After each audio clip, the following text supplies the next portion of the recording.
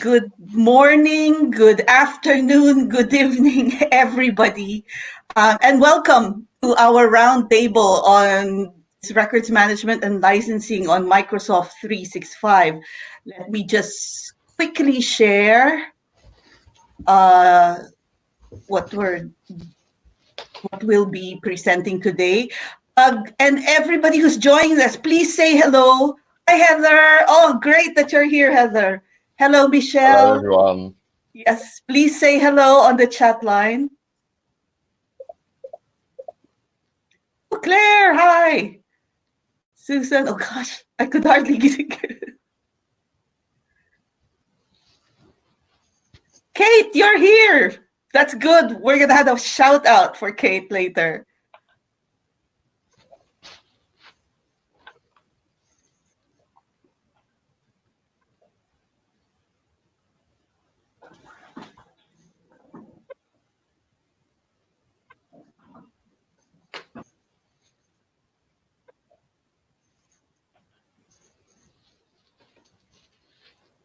So bear with me.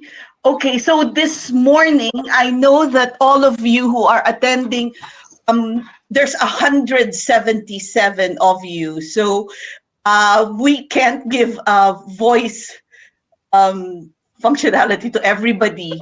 So facilitate this. If you have any questions, please use the questions tab or use the chat window. Our guys who are on the round table will be monitoring the chat windows, and they would answer some of your questions where they can. The questions we will only ask the speakers on breaks, just so we don't interrupt the trends of the discussion, and that's so you could hear what they have to say really clearly. So we just ask the questions on the natural breaks. But please use the chat line and use the questions if you've got anything. So as of this morning, before I came in at 9:30, we have 177 registrations.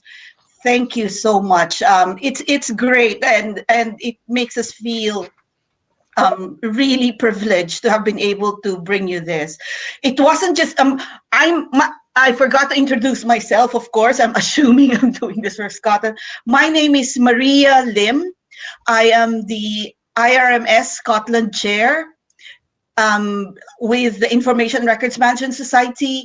And my day job is I'm an information architect at Hewlett-Packard Enterprise Point Next Services. So that's me. Hello, everybody. So let's get this ball rolling, if everybody's comfortable. So why did we have this round table? It started with a post. And this is a big shout out to Kate Watson. Say hello to everyone, Kate. Kate is the Senior Records Management Officer at Dorset Council. And this is the post that she started. From this very simple post, there was a lot of interest that basically replied to this post and asked a few more questions. And I kept on seeing this particular thread popping in my email, and I thought, what's going on? You know, everybody's getting involved. I wondered if what's going on, and I read through the post. It was very obvious that this was a concern or something that people within our community needed more information on. Thus, I made a post to say, hey, why don't we get together, put a round table together, let's get the SMEs, let's get our public records people, the National Archives together, and let's have a discussion as to what really is the problem with this specific area of interest. And here we are. And if I say here we are, well, we have a very interesting lineup for you this morning. So let's go through our running order. We will be welcomed by our new IRMS chair, Reynold Leming. That's how we're going to start. And then I will do the roundtable introductions by calling out each and every one of our speakers who will introduce themselves. And the discussion we'll start with a discussion on the issues identified, and then wrap up and go into next actions after all the discussions and the interest have ensued. So guys, please, let's go back here. So guys, please welcome the chair of the Information and Records Management Society. Give him a warm welcome. It's Ren Leming. Good morning, everyone. Thank you, Maria, and welcome. I think this is going to be a fantastic and very interesting event. Really pleased to see so many people have joined in, but of course, this is very much a topic of the age. Increasing use of Microsoft, increasing need to understand how the governance and records management bits of Microsoft work, particularly when there are so many options. And of course, part of that options is what do I have and what don't I under my licensing. So it's a fantastic webinar or roundtable to explore those very important and interesting issues. I want to say some big thank yous. Kate, again, for initiating it. A huge thanks to Maria and Rob and colleagues on the IRMS for putting this together and putting it together so quickly. I want to say a huge thank you to all the contributors. They'll introduce themselves because there are many of them, and from all over the world, from all over the UK, from Norway, and from Australia as well. And thank you for everyone for joining us, and I believe from all over the world. I'm going to hand back to Kate, to Maria in just 1 minute, but a couple of other things. Obviously, this webinar will be interesting in itself, but it's the start of a process, I believe, isn't it, where we're putting together a wish list of items that will then take to Microsoft, and it's the beginning of advocacy about improving some of the records management aspects of the Microsoft 365 suite. Just a couple of things relating to the society. We have numerous groups, such as our very active Scotland group, of which Maria is the chair. And we've also got something we call SPOG, or the SharePoint and Office 365 Special Interest Group, as well as other groups. We have relationships with training providers, and members can access discounts on their courses, which includes the provision of Microsoft 365 related training as well. I think that's it. Thank you very much indeed. Have a great morning, and I'll pass back to Maria and go off stage. Thank you so much, Ren. So now let's give you our quite amazing roundtable guest. Eleanor, I told Ren the same. I didn't recognize him with a beard as well.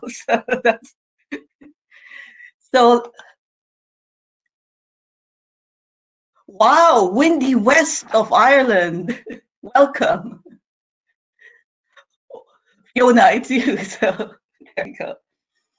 Okay, so let me go to my, when I started this one, and before anything else, I was going to say I was so blessed in a way that everybody I approached on this really was helpful. And that's Andrew Warland, Rob Bath, and of course Vivek Bhatt. Everybody was so generous with their time and in helping me put this together. And of course, IRMS, Heather, helped me a lot as well. So really, really grateful to a lot of people on this one. Now, let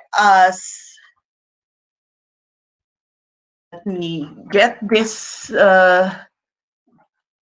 thing going, and you will see a very interesting lineup that we have today. So everybody, please, let's first introduce Andrew Warland from Australia. Andrew?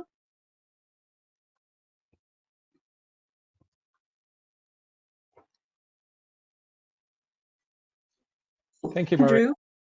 Yes. Can you hear me now? Yes, please introduce yourself to our audience. Thank you, Maria. Thank you very much for the opportunity to speak with everyone here this afternoon and this morning and this evening. My apologies in advance if you see a cat. because she's sitting literally right next to me wondering what's going on. So if you see a cat, sorry about that. I'm delighted to be invited to this and to participate in this. Some of you may have listened to me in the webinar that I did a couple of weeks ago on managing records in Microsoft 365. I've been working with SharePoint since about 2011. And prior to that, I've had a long experience working with other systems as well, including Content Manager, formerly Trim, and Documentum, Alfresco, and quite a number of other systems. I have a great deal of interest in helping organizations that don't know how to manage records in Microsoft 365, and particularly to help the records managers understand the environment fully, and also the IT people to understand the record side of Office 365 or Microsoft 365. So for me, this is a wonderful opportunity to, in a way, bring both sides of this together and say, having been the global administrator for a Microsoft 365 environment for 5 years, now for 4 years now, I've got the opportunity to help records managers understand how they can manage records more effectively in this environment. So thank you very much for the opportunity to be here this afternoon. And may I just say one last thing? Kate Watson and I have spoken about this before, but my family name has got a very, very, very long connection with Dorset. So in a way, it's quite wonderful to have Kate being the originator of this and having this connection as well too. So there you go. Okay, thank you so much, Andrew. Next, of course, we have Vivek Bhatt of Infotechtion. My latest new friend who's helped us with the webinar. Good morning, Vivek. Morning, Maria. Can you hear me? Yes, I could. So. Okay, hello everyone. My name is Vivek, and I'm Chief Technology Officer at Infotechtion. We are a consultancy specializing on Microsoft 365 information governance and protection, with a very specific focus on records management and helping organizations understand Microsoft 365 records management capabilities and kind of make sense of everything that is happening within Microsoft platform. And that ever-changing, ever-evolving platform, we find that customers it's very hard to understand what has been delivered, and especially in context of licensing, things change very rapidly. So I'll be participating in this discussion today and see if I can add value to all the questions that you have. So look forward to this session. Thank you, Vivek. I'm sure you've already added value with our notes and everything. Thank you so much, Vivek. I won't be going back to my slides anymore. Let us welcome our next part of our roundtable. Of course, our very own Robert Bath of Intelogy and the IRMS Digital Director. Welcome, good morning, Rob. Maria, and thank you again for the invite. And good morning to everyone else. Thanks for joining us. Just so that everyone knows, I'm competing with Ren for the lockdown beard growth. So many of you will have seen me in the past, and I don't always look this much like a tramp. But this is a new look for me. But anyway, I'm really proud to be joining this this conversation today, and hopefully going to be able to offer something of value. I work for a company called Intelogy, based just south of Heathrow. And Intelogy are a Microsoft 365 house, but I specifically am the information management and compliance practice lead, and also in my day job, I guess, a business solution architect across Microsoft 365. So I've done nothing but Microsoft 365 and formerly SharePoint since about, 2008, I believe. And my practice, Intelogy, we're very proud to be partnered with Microsoft on the Content Services Partnership, where there's, I don't know how many companies are involved globally, but there's only a handful of companies, 20 or 30 globally. And we're really proud to be part of that mix, which gives us direct access to some of the people working in Redmond. I've brought this call and to the attention of several people in Redmond who are going to be listening in to the videos. Unfortunately, can't join us. Apparently, there's something called the 4th of July or something getting in the way. But lastly, I've also recently, only in the last few weeks, stepped up to the IRMS as digital director. So I'm still trying to work out what that means precisely, but hopefully be able to provide the IRMS Society, who honestly, if you're not a member, join straight away. They offer great value. I know I'm biased, but really excellent, exceptional value content for all of their members, with lots of regional groups and bulletin that are in-house journal as well. Anyway, I've spoken enough. I'll let other people introduce themselves. Thank you all. Thank you, Rob. And okay, now we're starting with our public records people and National Archives people. Let's start with Peter Francis, who is the Manager, Standards and Policy of Public Records Office Victoria in Melbourne, Australia. Good evening, Peter. Please introduce yourself on stage. Peter?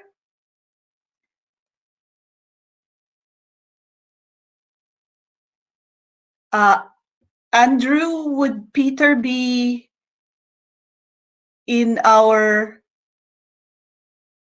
I couldn't see if Peter is around. So while he's sorting himself out, let me just have a look.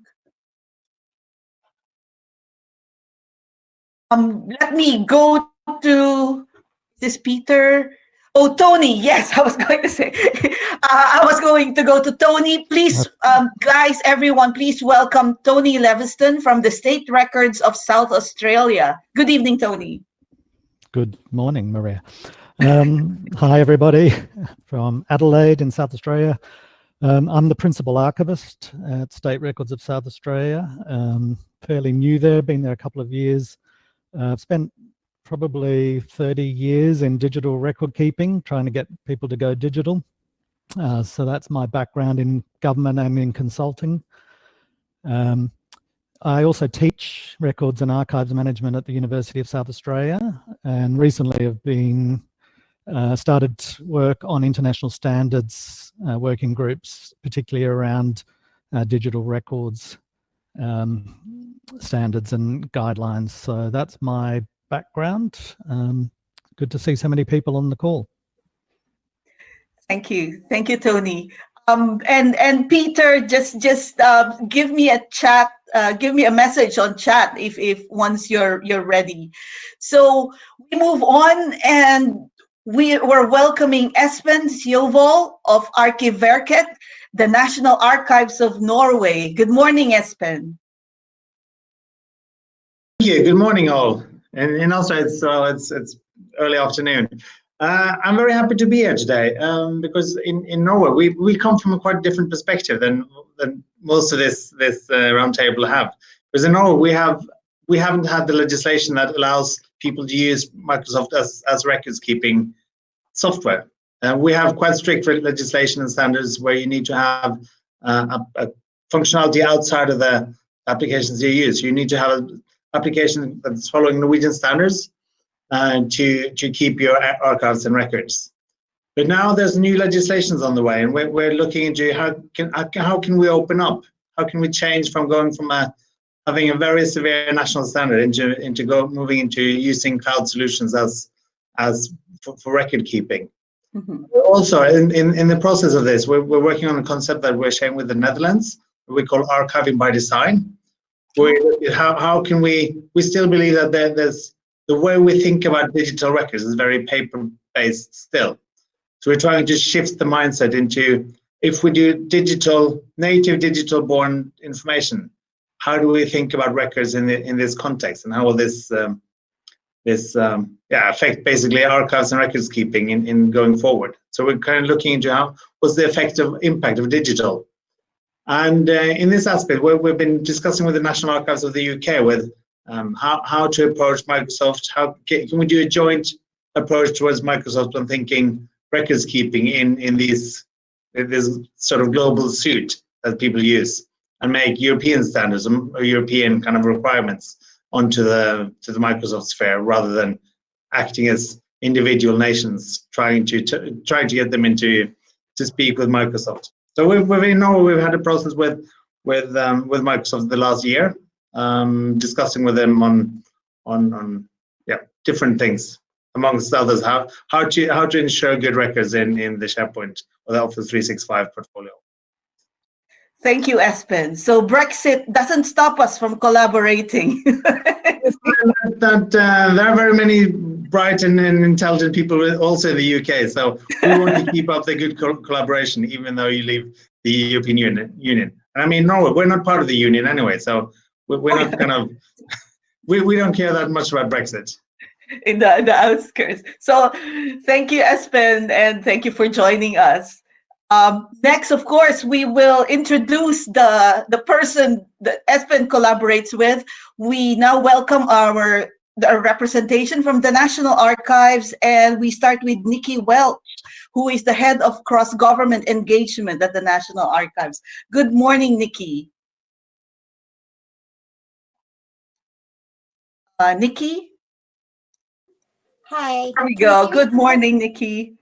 Morning, everybody. Thanks, Maria. Thanks for inviting us here today. We're really happy to sort of begin this collaboration with IRMS. So, yeah, as head of cross-government engagement at the National Archives, me and my team are really interested in securing the future historic public record in England and Wales. So obviously this has led us into the realm of O365, SharePoint Online and Teams, and capturing the record from those platforms. And we've been running a user group for the government KIM profession who are using O365 for about 18 months now. And some of the issues that we've been discussing are obviously shared by all of you guys. And when we saw the post on the listserv and all of the kind of the comments that were coming through, Matt on my team also posted and said, actually, we're doing this as well. So could we be part of this? And obviously you guys have welcomed us, so that's great. I think I'll leave it up to Balint to talk a little bit more about the user group, its membership, and I'll work with Microsoft if that's okay, so I don't hold the screen too long. Okay, so we'll introduce Balint Csollei from the National Archives as well, who's part of Nicki's team. Good morning, Balint. Good morning, Maria, and hi, everyone. It's good to be here. Just very briefly, so obviously the user group, O365 user group, the aim was to bring together all kind of public sector or rather, I would say government users. So this is 24 department and 400 agency, not everybody represented. And we have an estimated number that around 70% of government using already O365. So, and this number 70%. Well, that's very high. Yeah. This is an estimation, and actually one of my focus to improve our stats, and maybe that's something then we can think together in the future to how to survey or collect more data from public sector as well. But there is a recent news that NA just made a contract with 1.2 million new users, so it's growing really fast. Yes, I think at this point I would just stop here and join later. Yeah, is Matt Tanton online as well? Matt is having at the moment. I don't know, Matt. Matt, would you like to say hello to everyone from the National Archives? He has a technical problem because he joined from a phone, and it seems like there is no option to go on stage. So no worries. Thank you so much, Balint, and it's nice to have you guys, the team, and join us at this round table.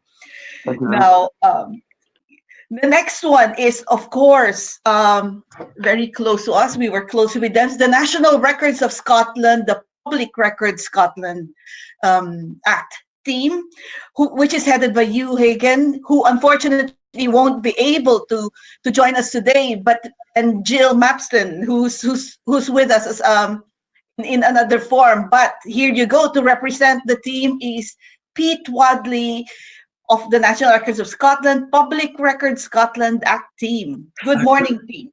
Good morning, and here are the results of the Scottish jury. No, somebody in the 177 left of that. I'm Pete Wadley. I work for the Public Records Scotland Act. I don't want to spend too long explaining what that means, but because a lot of our people that have joined us in the chat are from Scotland. However, basically, for those who are not, there is legislation in Scotland that all public authorities, and that's about 200 plus bodies, have to supply the Scottish Government with a plan as to how they're going to manage their record. It's done through the Keeper of the Records of Scotland, and I'm part of the team that assesses these plans and engages with authorities and talks about what they're planning to do with their records and whether the proposals they're making for their records management are sensible and implementable. We've been doing this since 2013, and we now have about 200 plans agreed by the Keeper. And now a lot of Scottish public authorities are saying, well, we're going to switch to SharePoint and Office 365 in the cloud. And our concern is that some of the claims made quite confidently in plans 3 or 4 years ago are now not implementable because licensing will be correct to allow information governance people to actually make the sort of adjustments that they said they would. So we're really keen that we understand the potential risks of the SharePoint Office 365 implementation, and once you migrate your records to that, how much control have you given up? We're also particularly interested in the business of tenancy, where one large umbrella body, in our case, for example, NHS Scotland, procures the system and then passes it out to all their different public bodies who have therefore very little say in how that system's adopted. And we're concerned also on the back of GDPR whether data protection officers are suddenly not as in control of the records as they thought they would. So we have an outside interest. I've got I confess straight away, we don't use Office 365. We are on an EDRM objective system that works just fine for us as the Scottish Government, but you never know when that 5 years down the line we might be. So we've got a personal interest in it, but principally I'm here to listen in and see what potential dangers to those Scottish public authorities that have got agreed plans will be. Who are in attendance today. So. Yeah, that's lots of, hello everybody. Hello Suzanne, Mike, recognize lots of names there.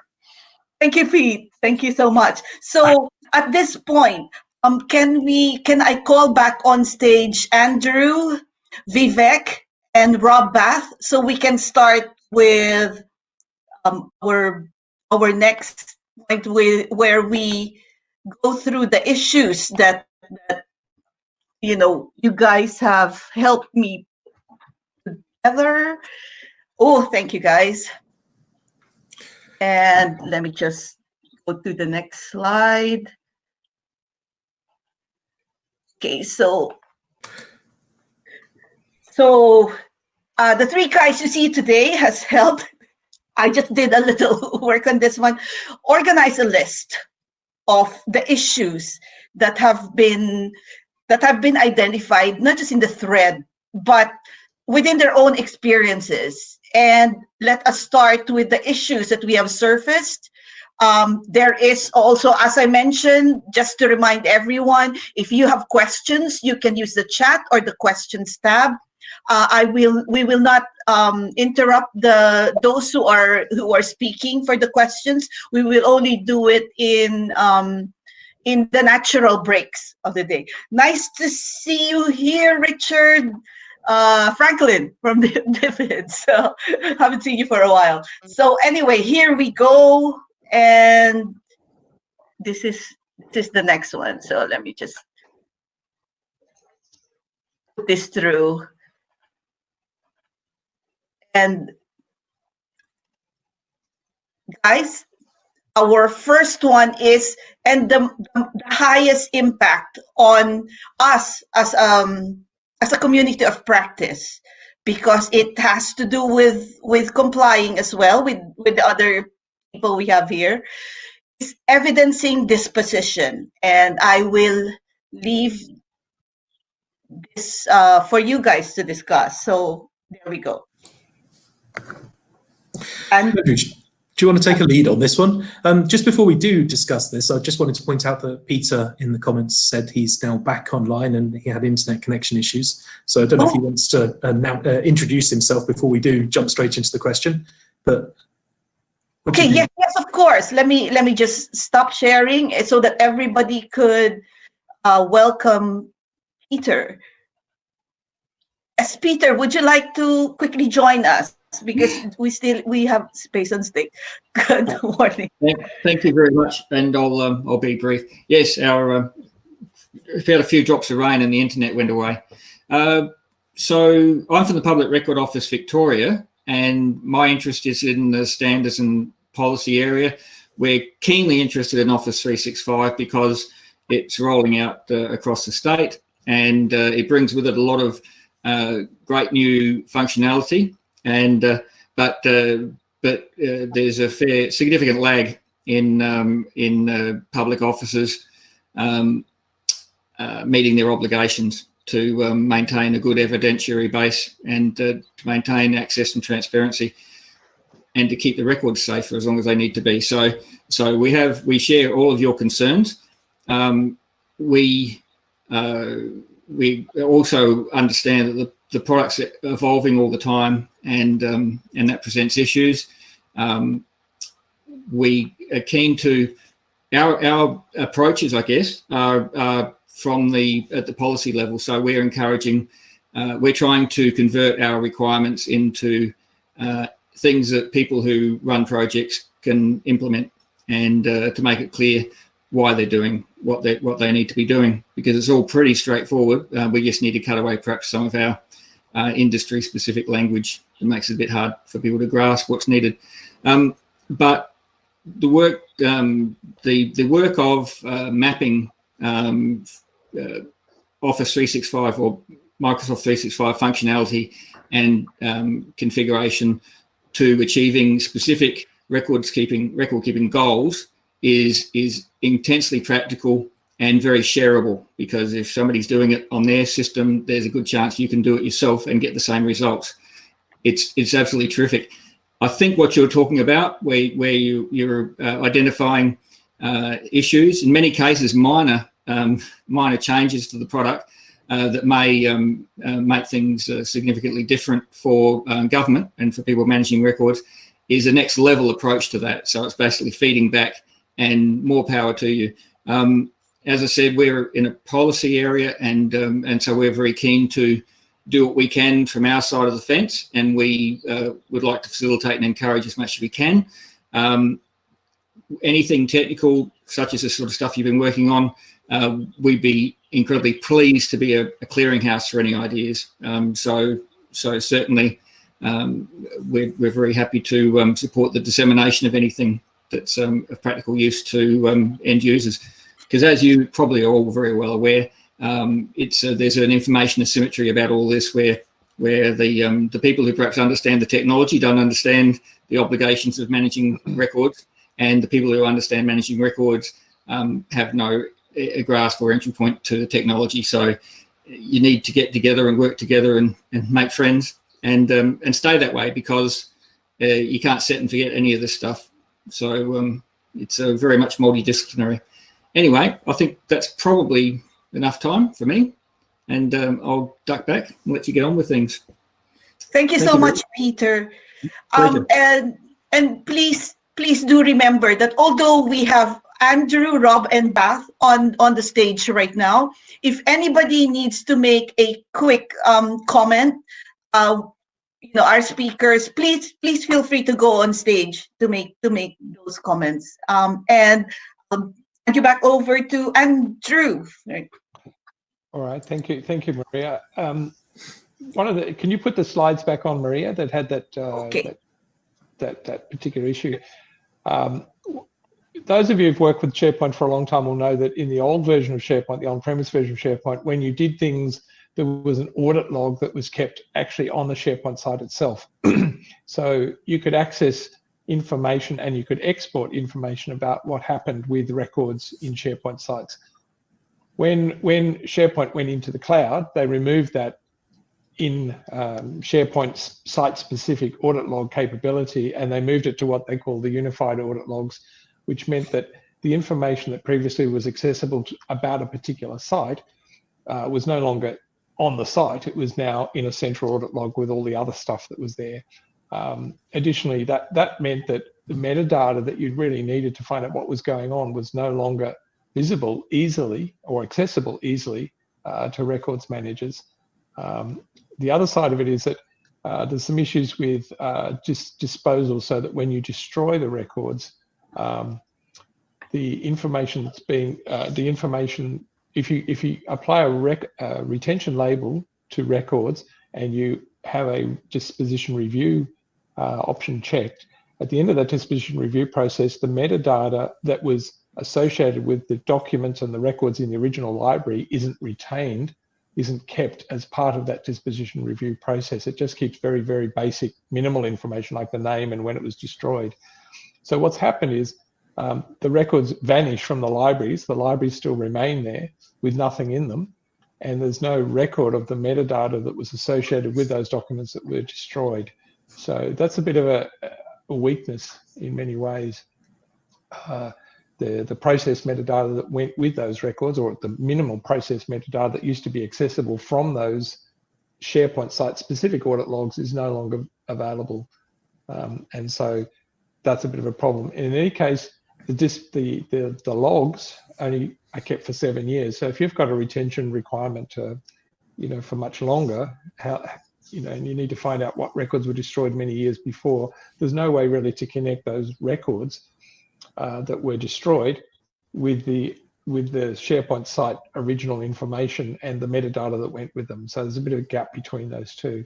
What I'd like to see is them brought back again, so that there's more information, the process metadata about the records is retained with the SharePoint site, preferably with the library where that data used to be stored, where those records used to be stored, so that as records are destroyed, they can be marked as destroyed, but there's still a stub, there's still something there that still says this record used to exist in this location. Yeah. And of course, Andrew, this has an effect on certain standards, Rob, on certain standards in ISO and in Public Records Act and so on and so forth. Yeah, but the ISO 16175.4.7, I think, requires you to keep process metadata with those records. So I think one of the things Microsoft is, and my team is working with Microsoft Engineering, is to look at, and this is a common feedback that we've received from other customers as well, both in the public sector and also private with regulated industry, is the information that is kept now is quite generic and is kept in the unified audit logs, but from a record management point of view, what we used to have in the pre-SharePoint online days is a destruction certificate. So when a record is disposed, there is a destruction certificate which gets created, and that includes the audit log, the metadata, and certain instructions which confirm how the record was disposed. So it's something which Microsoft is considering. It's on their roadmap, and something which we've been working with them. And as usual with Microsoft, we're trying to kind of help them understand what's the minimum set of metadata, what's the minimum set of requirements that must be kept along with the record. Because in SharePoint Online, you can create a lot of metadata, right? The users can create columns, you can go, you can have a lot of information associated, but what's the essential metadata that needs to be kept and for how long? But it is something which is an ongoing discussion. In absence of that, what we do with our customers is what we have done is actually use the Office 365 management APIs to extract the information from the audit logs and also the disposition information, along with the snapshot of the record metadata that we keep separately in a separate data warehouse solution, where we apply controls on destruction certificate. And that has a specific retention period attached to it, all of that information, according to the regulation, to be kept for 7 years or however long agreed by the company and the regulators. Okay, so Rob, would you, so with this issue that we have, would you tell us the surface workarounds that we have? Because as of the moment, we do know that whether you're in E3 or E5, this is an issue. It's always been there. And Rob, tell us a little bit more about the workarounds that we've done. I think I'd like to start by just thanking Microsoft for increasing the retention duration to 7 years, because let's face it, until fairly recently, that this is a relatively new change.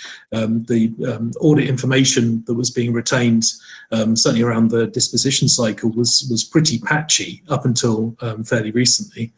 So I think it's a great step forward that we finally got ourselves up to a good line of 7 years. So, you know, Microsoft obviously are listening, and they obviously are making good changes in the right direction.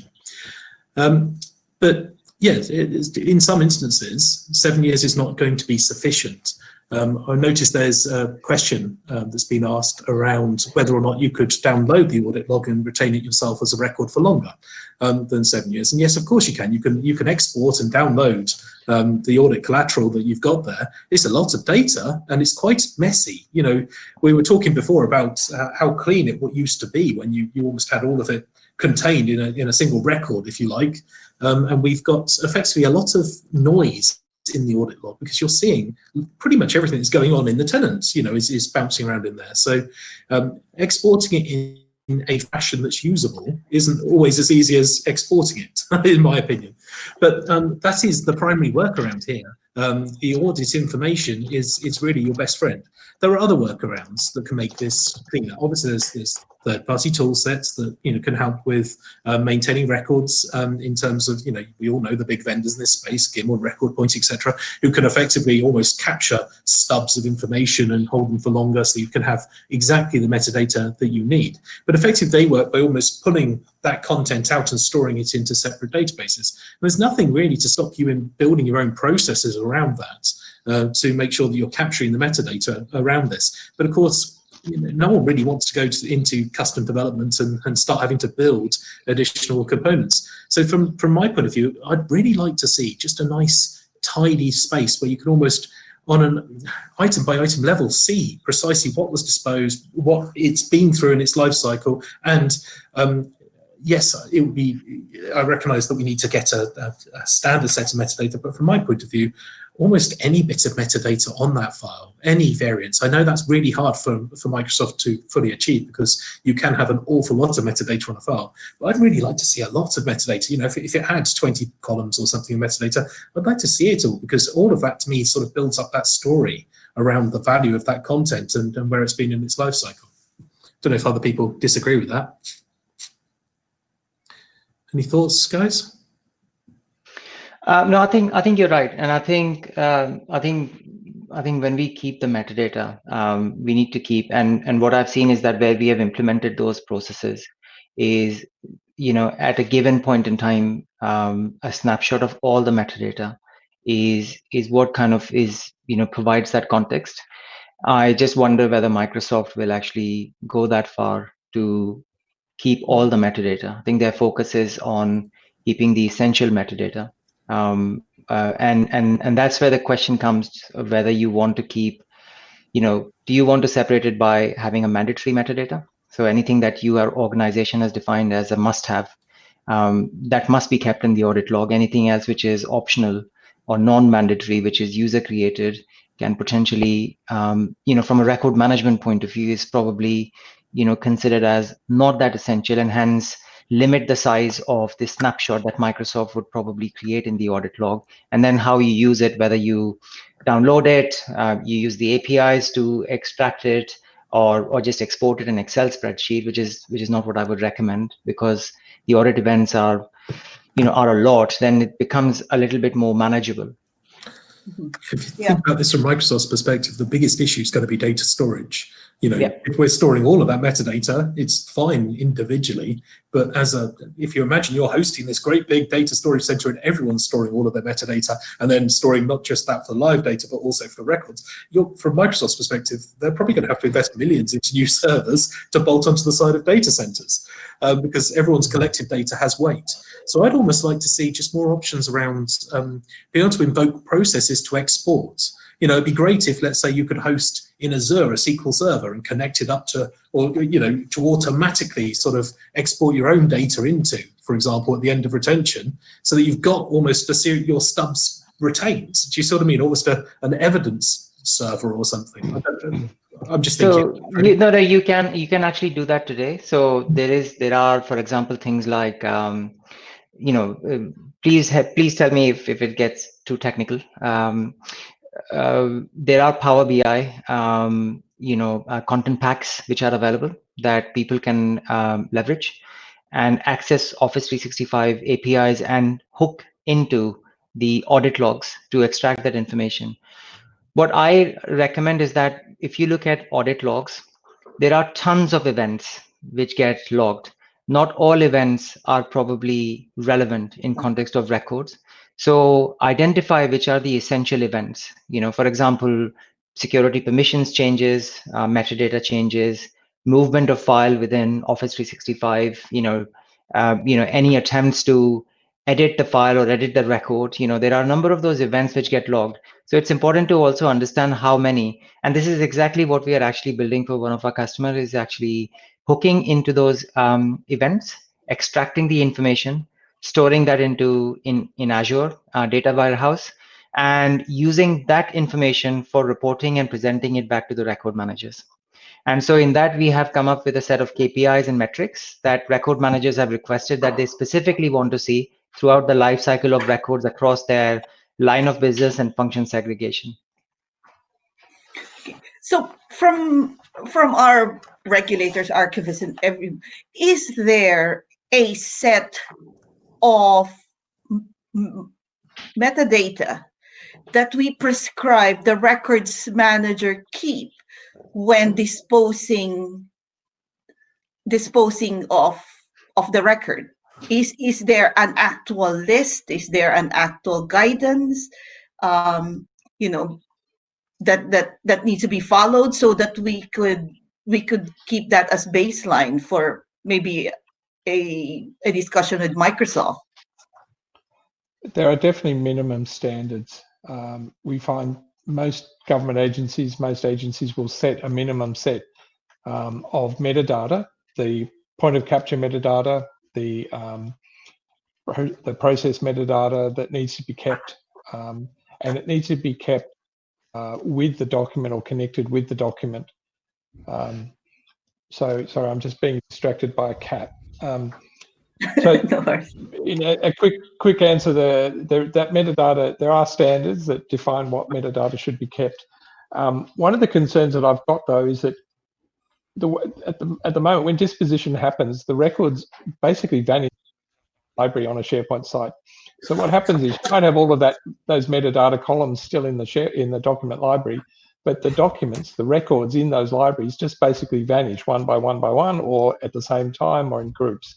So what you're left with is a library with no content and no record of what happened to it, with all the data columns, but all that metadata that was previously associated with the documents in that library is not retained anywhere unless you export it before the documents get destroyed.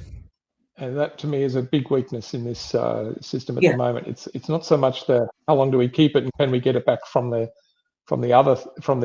audit trails, but the fact that library ends up being empty with columns in it, and the documents that previously had metadata associated with them have just gone.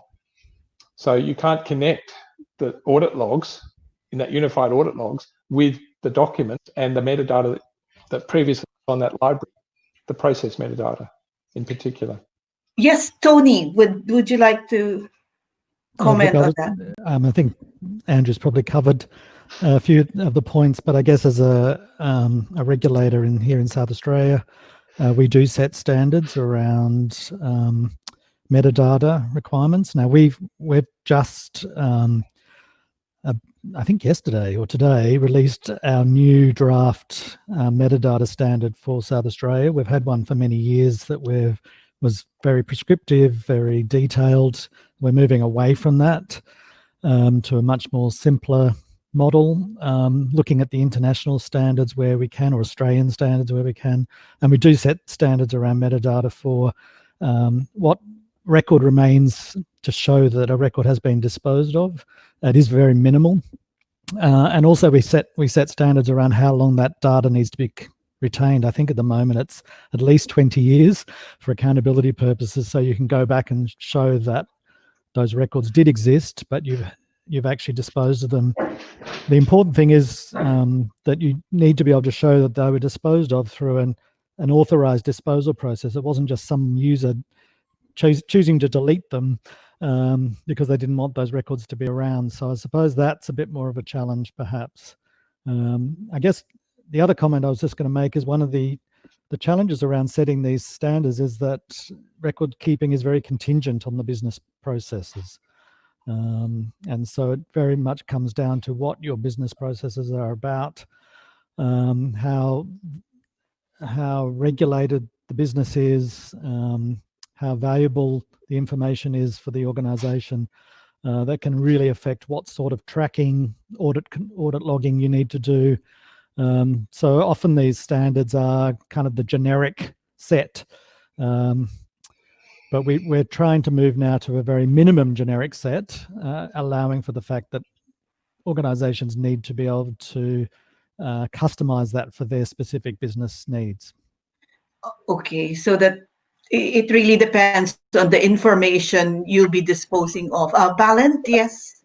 Yes, just about, so the National Archives currently, it's a very similar approach that we just heard. So we are asking a minimum metadata, and all about, we use the metadata to make sure that the integrity of the record, so it's a kind of proof that it wasn't changed or when was it created, so we know the age of the record.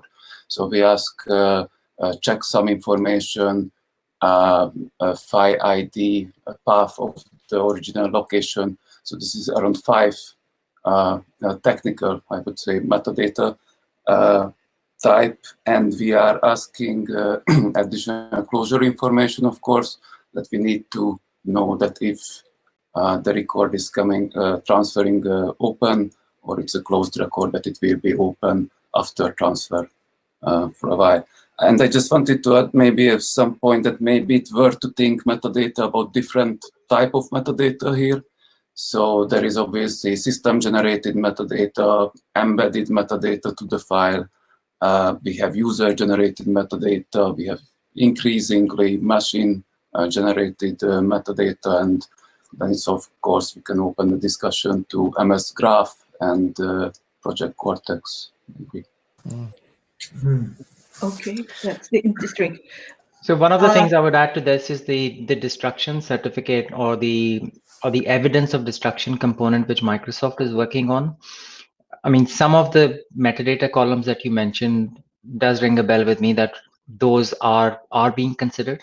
So things like the original path of the file, the unique ID of the file, what was the compliance tag that was attached to that file, what was the destruction date. So some of these will be part of that.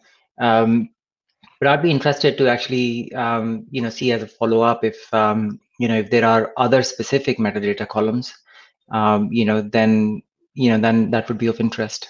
But Yes. that sounds about right, that Microsoft is actually doing something in that space that at least I've heard and seen from the design discussions that I've had with them.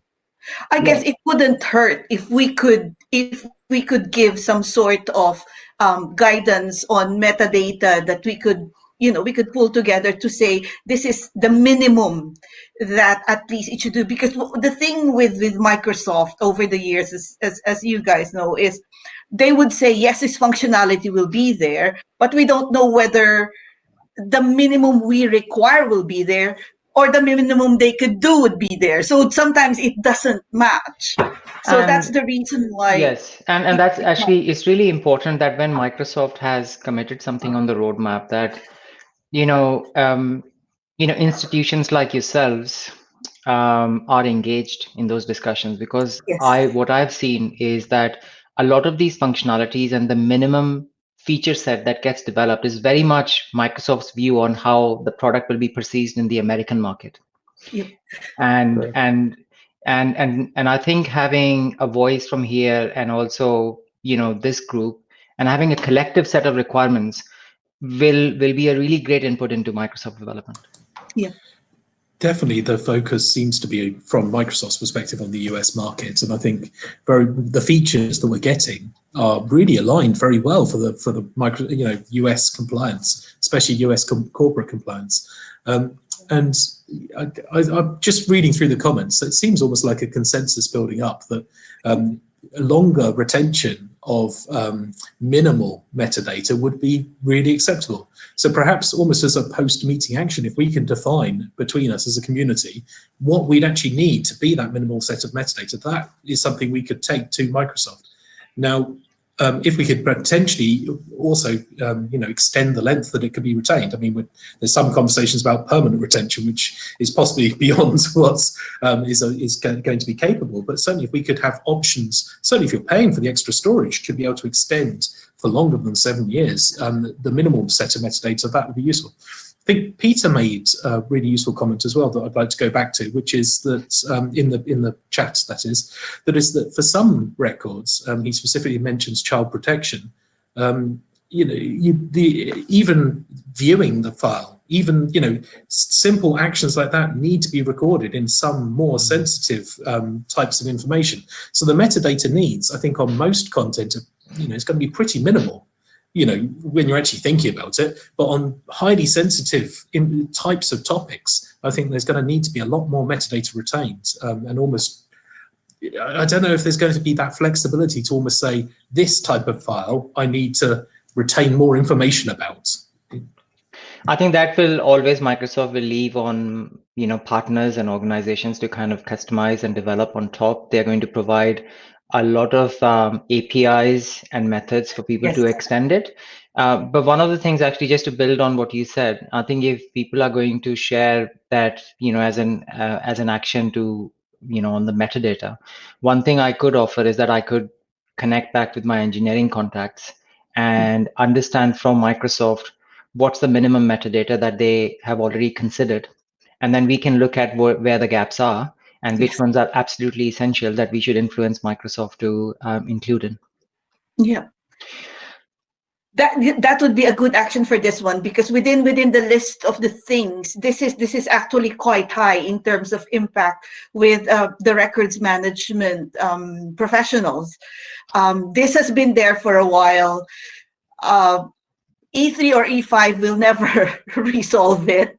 The solution has always been, you need to mine it yourselves. There are workarounds. There are third-party solutions that has been there for a while as well. That's the reason why there's a community of third-party applications that support the records manager with managing this side of it.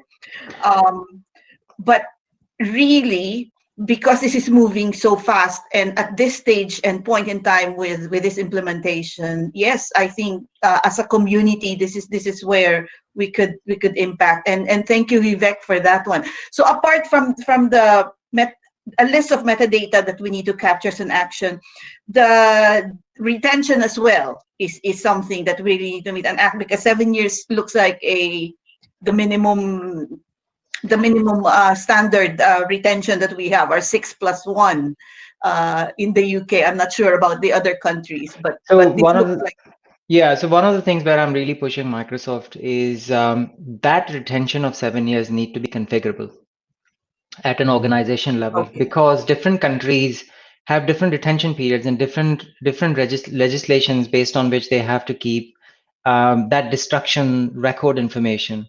And so that's not something, it might be okay for US to say, in US we keep only for 7 years, and I believe that's where it is coming from. But in different countries, it's different, and hence Microsoft needs to provide that flexibility. And one of the things that we are discussing is that you could very very easily have a retention label or a record retention label that you can create as an organization and say, hey, this is the retention label that I want to use when my records are destructed, not something which is hard-coded within Microsoft solution. Mm-hmm. And so just coming back to just one more point quickly, I know E3 versus E5 discussion is going to go for very long, but I think where this discussion can help is when Microsoft is actively looking at spaces where they can justify the cost of their licensing, right? So the more features that we can recommend and the more value add and essential features that kind of work across the board, then that's a good incentive for Microsoft to justify to customers why they're pushing certain features into licensing. So I think that's just one point to just keep in mind, that it's not just about customers asking the requirement. There is an interest from Microsoft as well, because they are increasingly pushing to the next level of licensing tier. Yes, that's correct. There's been quite an active push to encourage people to move to E5. If you get that feeling when you're interacting with them. We have a question from Sarah.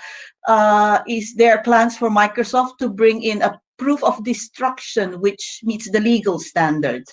That's the feature that they're working on, and that's the thing that I'm taking as an action to kind of get you more details on it. Okay, thank you so much. Now let's move on to our next one. We spent a bit of time there because amongst those issues we've identified, it impacts the most. The next one is we move to labels. So with regards to the labels, it has to do with required mandatory retention levels, triggering immutability. Oh dear, this has been a headache. And immutable item metadata, list versus libraries. And Andrew, let me hand that back to you. Well, I was thinking, would Rob like to speak to this one first? Oh, Rob. Spoken enough already, haven't I? Yeah, I guess some of these are just me having a personal wish list of different items that I've had, just come across. And when I'm working with different clients and they've asked me for, how do we fill this gap or how do we do a certain thing? These are the sorts of things that have come up time and time again for me. It's very much about the application of labels. So just going down from the top there, I would just personally, and this is just one for my personal wish list, like to have an option, just like you can with any other SharePoint column, to make a retention label mandatory. Now, recognize you wouldn't want to do this in all of the workloads. You wouldn't want to potentially do this inside the context of Outlook, but certainly in the context of, say, Teams, well, SharePoint behind the scenes, SharePoint, OneDrive, etc. I personally think it would be really good to basically almost make it so it flashes up a little icon and forces you to add the metadata so you're selecting a label in some scenarios. It's not going to work in all scenarios. And part and parcel with this would be almost, if it's mandatory, to remove that none option sometimes, again, optionally, so that you can't easily deselect. Now, that's not going to work in all occasions, because, of course, if you make something required and prevent people from having none, you are also preventing anyone from deleting anything, which you might not want in all scenarios. But I think in some scenarios, certainly where you're really trying to lock down and manage and make sure you're getting retention labels consistently applied to content, I think it could be really valuable. But I value other people's input to see what they think on that. I agree with you, Rob. These comments, they're very valuable. The one thing that I think that I've commented on this particular item here is that it is possible. I know Vivek has said it, suggested it isn't, but I found that end user with member rights can remove a label from a from an item in a library, and then they can delete the item. As far as I understand, anyone who's got the ability to edit, contribute, and therefore modify the file, can update the labels. So unless Vivek's about to tell me that I'm wrong, which fair enough, I'll put my hands up if I am. I can confirm. I've tested and implemented this in several places, that if your retention label is configured with the checkbox to configure as a label as a record. As a record, yes. Different situation, yeah. Yeah, and when that label is applied, that cannot be removed by people with edit rights or contribute rights, or even the site owners. It can only be removed or changed by the site collection administrator. Okay. Yes, absolutely. Right. And now Microsoft for financial services and financial, to meet the WIRM compliance regulations, and some of the feedback that came from the financial services sector, that also wasn't good enough. So they are going to introduce, and it is right now private preview, is what they call as a regulatory record, which will be another configuration. And if you check that, then nobody can remove that label, nobody can change that label, nobody can delete that file, not even the tenant administrator. And in those cases, even the metadata of that file cannot be changed, because that becomes completely immutable and fully locked. Yeah, I can't wait to get my hands on that and have a look, because that sounds awesome. That sounds like it's going to fill quite a lot of the gaps that I'm already seeing. So yeah, exciting stuff. Can we tell the audience that this specific functionality is this the one that's still on private preview, or is it on general availability? It's private preview. So the regulatory record that I just mentioned is private preview, and Microsoft is right now, when I say private preview, Microsoft is actually testing and piloting with some of their customers that particular functionality. So I guess we can already set records as being immutable, and at the point they're labeled, the whole file is locked down, and of course you can't change the retention label that's applied to that file. Effectively, the other metadata you can still change. We'll come on to that later, but effectively it's locked as an item. I guess for me, there's almost this another way of, there's almost two ways of setting up retention labels. I think, Andrew, I think you alluded to this in your webinar the other week. There's almost controlled and uncontrolled ways of using retention labels.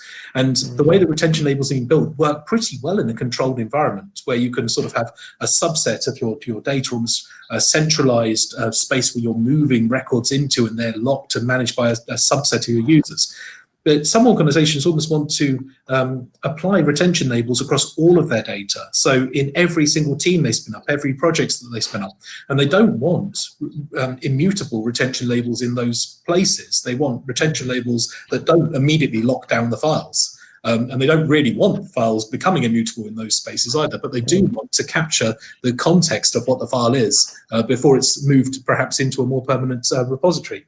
So yeah, in those scenarios, it would be really nice where you're not making the retention label immutable, and you're not ticking that record box. It would be really nice for me to have the option to make apply them as mandatory to content. Actually, sorry, go on, please. Just quickly to say that this concept of declaring something a record is quite foreign here. It doesn't make any sense to declare something a record, but so that would be, in my head, a workaround for what we're trying to achieve. Vivek.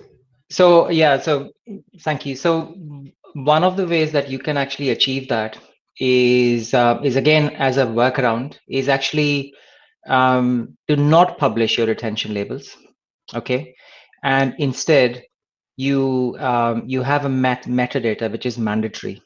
Okay, and based on that metadata, which is mandatory, you allow users to select and apply that particular metadata, and you can localize it as much as you like. And behind the scenes, you could auto apply the labels based on the value of that metadata column. So then your retention labels are not selectable, and then you are also making sure that you are then able to control whether they are optional in this library, mandatory in the other library. Mm-hmm. But then based on that, the system kind of works on behind the scenes. Not ideal, but in some scenarios, you could kind of think of working that option out. Yeah, I mean, it makes perfect sense. That's always a good solution. It's a bit awkward to always be sometimes stepping back to manage metadata and saying, hey, this is a good solution for the problems of retention labels. I wish they were in retention labels. But the best solution I've found to date is actually with working with one client. We almost scraped with Azure. So we effectively had a bit of logic in Azure that was searching behind the scenes and finding all of the unlabeled content. Obviously, this only ran once a day or once an hour or whatever. And effectively, when it found something that was unlabeled, it then notified the local owner, so the site owner or whatever it was, and basically notified them and said, you've got these files that are unlabeled in your workspace, please label them. Now, that doesn't stop the issue of someone unlabeling something and then deleting it. And the client affectionately referred to this as the nagger, this piece of software. But it's not perfect, but you can see that when people are going to that sort of lengths to work around it, that it'd be quite nice just to have a little make this column mandatory type option like you do with some of the other columns in SharePoint. Yeah. Actually, in fact, I forgot to mention that if you auto-apply retention labels based on a certain metadata, as I just said, now because you have auto-applied the retention label, you don't see the apply retention label button. So people with edit rights then can't change that value. They can change the value of the mandatory metadata that you have applied, but not the actual retention label that gets applied behind the scenes. And that's on an E3. You can do that on an E3 license, Vivek, isn't it? No, I'll have to check. I think my belief is that the auto apply is E5. So because auto apply behind the scenes, Microsoft says that it has to scan the system and everything, and so that's why they've put that into the E5 category. Yeah, I can confirm that, but I'm 80% sure that it is E5. Anything with automation or it gets pushed to the higher level. Do we have any comments from our other speakers? Pete, would you like to say something?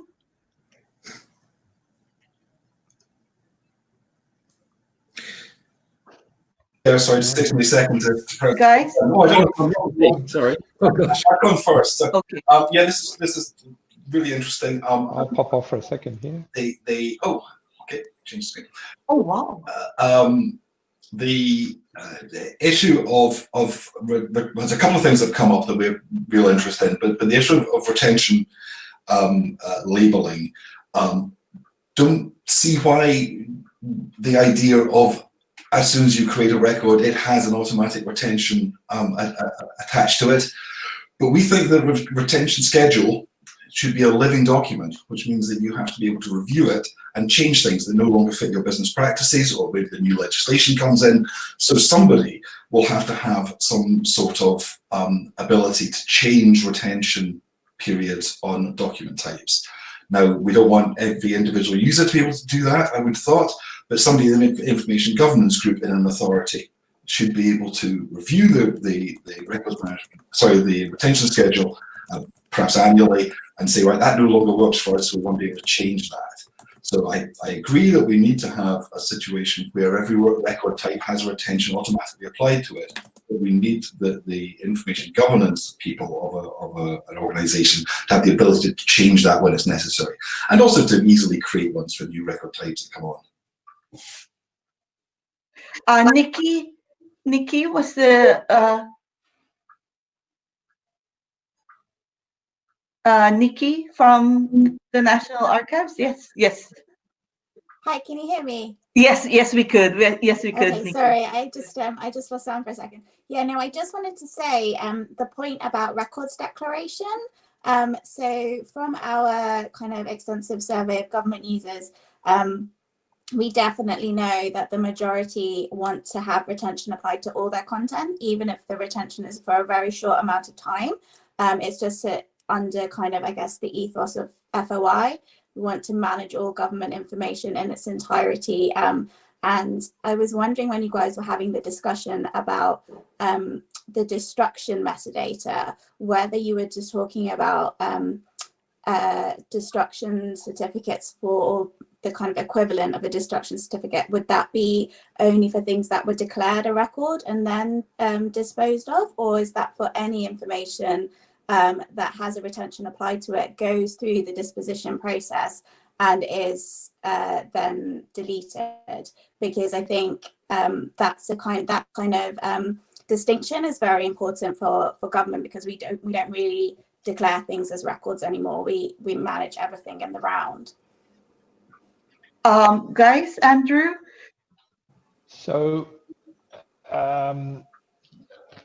I guess from a practical point of view, what we were doing was we were exporting the full set of metadata from the libraries when they came due for disposal. So everything that was in that library, think of it as like a container, it was due for disposal. So we would export all the metadata and we would put that metadata somewhere else in actually an archive SharePoint site, where we kept all of our disposal information about what was destroyed, whether it was paper records or digital records. So we had a way of managing that process. And so the problem we had was this disposition review just didn't have enough information in it to tell us all the detail about that record that had been destroyed, including all the metadata. Nicki was wondering, is it for all of the content there, or just specifically for those that have been declared as a record? No, in our case, it was everything destroyed from the library. So we, in a sense, treated the library as a container, like the file, the aggregation, and we said everything in here was destroyed at the same time. Here's all the metadata about it. We then had a process to delete that document library as well too, because it looks strange. You go to a SharePoint site and you find a document library, it's got nothing in it, with no record of what was there before. So we found that we had to find a way to say, well, what was there? What did we do with it? Where did we put it? Yeah, I think also the approval process that went with it. Yeah, I think it's important that anything that's FOIable, you should discover when you destroyed it. So whether you declare as a record or not, again, the declaring a record thing, I'm not quite clear what that is. Everything's a record, as long as it's recordable. If it's FOIable, you should be able to say to the FO inquiry, we destroyed it on a certain date. Here's the proof. Here's how we destroyed it. You can't get it. Actually, exactly. It's easier. I think it's with our legal team, it came always back to defensible destruction. So when we had to go to court, we had to say, why was this record destroyed? And we had to say it was in accordance with the disposal authority, Your Honour, and this is the list of what we destroyed. And it was defensible. Yeah, and in our case in Scotland, we presented a retention schedule to the keeper of the records of Scotland, who agreed it was a reasonable retention schedule. Here it is, and we followed that retention schedule. Them actually following the retention schedule is a different issue, but I think that structure should be there. Fully agree with the point that you just made there, Pete, about declaring things as a record being just a completely abstract concept. I mean, I've never really understood this as a concept. It's not something that really makes sense. You know, almost in the technology thinking, at some point after the document has, or whatever type of content it is, has finished being edited, it becomes a record or is made into a record. It doesn't make sense. From my point of view, you classify the file, and that file might well change classification, and then it basically should be retained almost as a record throughout its life cycle, irrespective of where it is in its life cycle. But immutability, obviously, you don't want that to be applied at the point you were classifying. You want immutability to start being applied sometime later, potentially, you know, after you finished editing it. You don't want a file to be locked down when you're midway through typing it. So immutability it's almost, there is a change to, now I want this to become immutable. And I guess that's really what we're talking about. For me, this brings us onto the second bullet point actually in the slide, on that particular slide, which is this concept of applying immutability that you've got inside the retention label construct is at the point in time, currently, the only way you can make something immutable with the out-of-the-box retention features is at the point in time that you are actually labeling the file. In other words, you have some labels that are immutable and some labels that aren't, and you're almost picking an immutable label to apply to a file. Now, if you, in my experience, if you give end users immutable labels, they will accidentally label things immutably and effectively lock things down as a record a long time before they ever wanted to. I've seen some people almost have attempt to have a set of immutable records that map to a set of non-immutable labels, for example. So you almost have I don't know, an asbestos label that's non-immutable and then an asbestos label that's immutable, and you're almost changing over to an immutable label at some point arbitrarily in the life cycle at a later point. Again, doesn't make any sense because, you know, you're having to change the metadata. What I would almost like to see added to this wish list is the concept of having a label that can be made immutable later. Now, I think you can do this because you can do this with the API. So it's probably going to come back to that. I can imagine, Vivek, you're already probably thinking, well, you can use the API calls to apply immutability later, and that could be a solution. But would it be nice to have that almost baked into the UI to a certain extent? Have a button you can almost turn on or off at a library level to lock as record, for example. I know that's going back to this declare, but something needs to trigger immutability, and that could be a date, it could be an event like a project closing, or it could be a manual action. For example, I'm going to, shut down this library, or I'm going to actually lock this file. Yeah, indeed. It has actually come up several times in discussions with Microsoft, and also a challenge that I've seen where large-scale implementations in especially scenarios where users get the choice to select a label. Where you are driving this through metadata choices and behind the scenes based on metadata value, making those decisions when to make immutable or not. So, things like you could have status or lifecycle status, and then on when an information reaches a particular lifecycle status, only then you apply the immutable record behind the scenes. But it doesn't work for all scenarios, because not all organizations kind of work in that manner, and they would want to present their retention label to users. So one actually feature that we've been discussing, and it is actually available now, and it is E5, is called advanced versioning, where you can actually declare something as an immutable record, but then you get an option to unlock it, so that if you want to edit it. And what actually it does is that the version of the document that you have made immutable, it still preserves it, and a snapshot of it, and the metadata of it, and everything that was applied to that file at that point in time in that version. It preserves it somewhere in a hidden library, but then it allows the user to control whether they want to create a new version of that file and then continue to work on that file without changing hyperlink or anything. You can still go and in the version history access the previous version that you had declared as a record, which is immutable. And then you also get an option that in future, once you are done with your changes, you can actually lock it, and that will again make the top version immutable. And then you can do it as many times as you like. Yeah, I've been looking for this since November, Vivek. It's not come out in production, it's still in pre-releases or something as far as I can see, but I've been looking actively for this because I think it could be really valuable to, have so it's something to lock major versions. So actually, I was quite privileged and fortunate to actually have it designed with Microsoft and actually implemented to one of our customers as a private preview.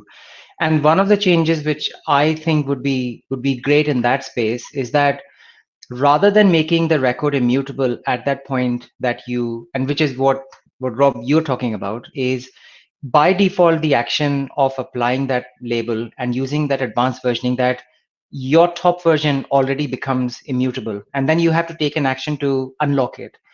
What we're working with Microsoft is to see if there is any merit in actually reversing that, and see that you apply the label, it doesn't make it immutable, but then you get an option to say, hey, now I am ready, lock it, and then the top version becomes immutable. Mm-hmm. And then you can kind of repeat that same cycle, but the first instance, you don't create a record unnecessarily if you didn't want to, or if you were not ready, and all you were trying to do is just apply a label so that it gets protected. Claire's comment actually in the chat's really interesting to me, because I agree, major and minor versions really does confuse users, and I think personally whenever I'm architecting something, I try and restrict major and minor versions to only being in the controlled spaces where you need content approval. Yeah. So I think I've not seen, I've obviously heard about it, but I've not seen the functionality on the versioning that you've seen, but I can imagine it works really well in those controlled spaces. But what's your impression in terms of how it would apply to less controlled, an ad hoc project, the concept we were looking at before? So I think, so major minor versioning is something which is slightly different. Most of the places where I agree with you, where it is controlled, so kind of engineering type of scenarios where they really go about build, 1.1, 1.2. Most of the scenarios where we've implemented SharePoint is we actually switch off major minor versioning by default. Yeah. So it's all published as major versions. And then from a user point of view, you don't have to worry about, is this a major or is it a minor version? You're just creating your changes. And now the technology is so advanced that previously there used to be a limitation because of SharePoint, previous versions, there was space and how Microsoft was storing different versions. That technology has evolved quite significantly. And actually, Microsoft themselves have lifted the limitation on the number of versions. Now you can have unlimited versions in your document libraries. So that concept of minor version is now really for specific cases.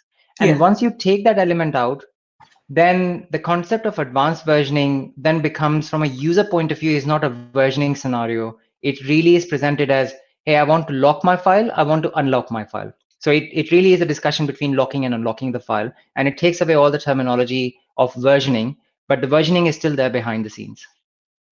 Yeah, but in terms of implementation, so that's the technicality of it. The way your users would use it is equivalent to how you're going to communicate that to the Indeed. users. Indeed, Yep. and that's where this particular feature is very important to educate people. And also, there's an education for record managers as well, because some of it doesn't really sit well with record managers, that you have a record and then you can unlock it. That just doesn't sit Yes. well, right? So it needs a lot of explanation. And when we actually introduced this in one of our customers' area, then we just had to do a lot of communication and a lot of training to those people. Yeah. But it does addresses some of those challenges where a lot of times people came and said, hey, we've locked the file, it's become immutable. Now I need to create a new revision. But by the way, I had shared hyperlink of this with 100 other people. Now I need to go and share that link again with those people.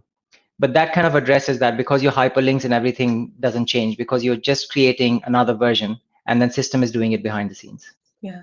So Peter, Tony, would you like to make a comment with that? Ren as well? There's been some interesting discussion on our chat. Peter, Tony from our Australian contingent. Yeah, I'd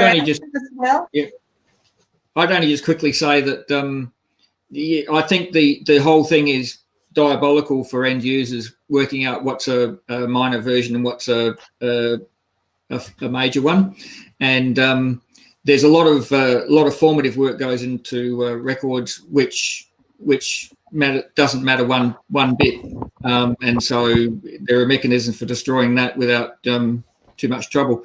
But yeah, the difficulty is making those decisions is difficult, and leaving it in the hands of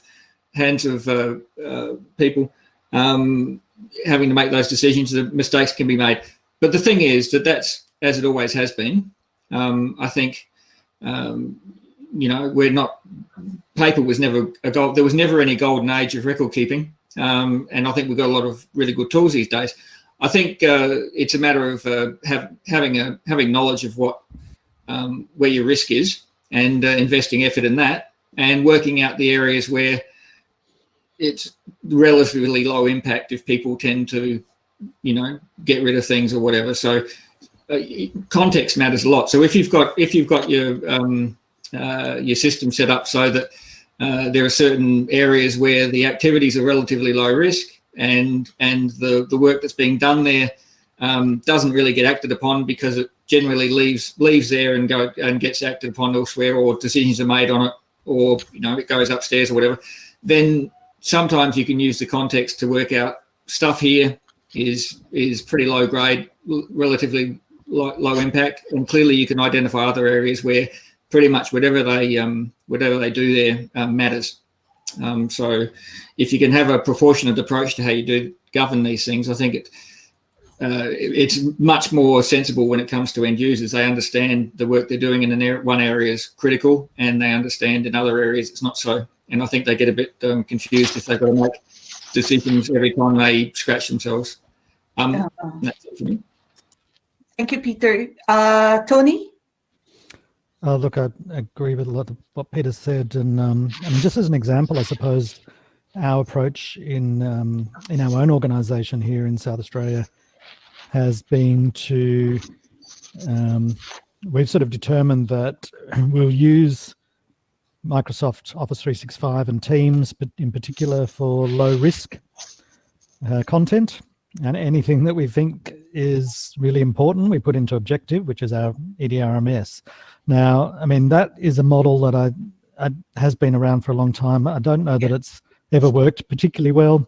There's always the tension between records managers and what we're hoping for and what users want to be able to do with content. And so coming back to that discussion around immutability, I mean, it has always been, I guess, a fundamental feature of records is that they are immutable as opposed to other information. And I guess but whether that's a useful thing to, in the current business context, to distinguish between records and other information, I don't feel like we, strongly that it is. It's better just to manage all content, as we've been discussing, in a consistent way, rather than sort of say, well, these ones are the records and these ones are the non-records, and manage them differently. But immutability is a really fundamental feature of a record, being able to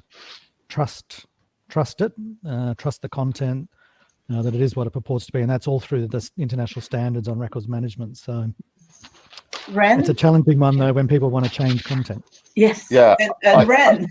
Just a couple of things. I totally agree with what Tony said. I mean, it's almost, do we need to challenge some of the traditional terminology about ephemeral versus records? Yes, there's different kinds of housekeeping and different kinds of governance that needs to be applied to different types of stuff, depending on its importance. But as you say, Tony, it's all content. It's all just stuff. And in some way, it all needs managing, no matter how trivial it might seem at first instance.